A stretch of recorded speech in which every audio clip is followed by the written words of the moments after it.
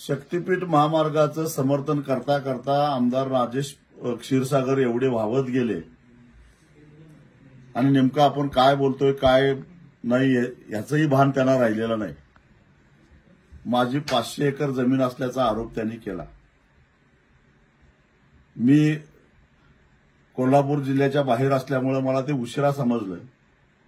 26 तारखेला मी कोल्हापूरला बिंदू चौकात येतो।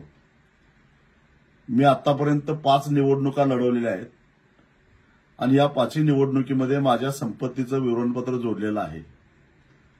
या व्यतिरिक्त अजून काही माझी चल अचल संपत्ती असेल तर त्याचे पुरावे राजेश क्षीरसागरांनी 2 दिवसामध्ये गोळा करावेत आणि एखादा बंगला असेल, एखादा भूखंड असेल, एखादी जमीन असेल, सातबारा असेल, ते सगळं 26 तारखेला दुपारी 12 वाजता कोल्हापूरच्या बिंदू चौकामध्ये घेऊन यावं।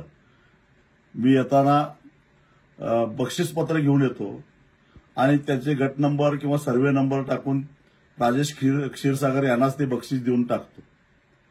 माझं आव्हान त्यांनी हे स्वीकारावं। मी बरोबर 12 वाजता 26 जुलैला कोल्हापूरच्या बिंदू चौकामध्ये येणार आहे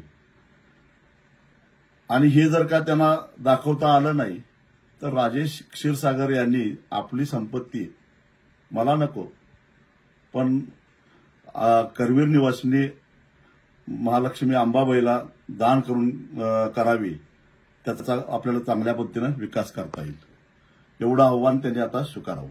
बाळ, फ्रीजमधून श्रीखंड काढ ना। आम्ही पूर्वी घरीच बनवायचो श्रीखंड, त्याची चवच वेगळी होती। आता काय सगळं रेडीमेड। आजी, हे श्रीखंड खाऊन बघ। आज तुझ्या आईनं घरीच बनवलं की काय?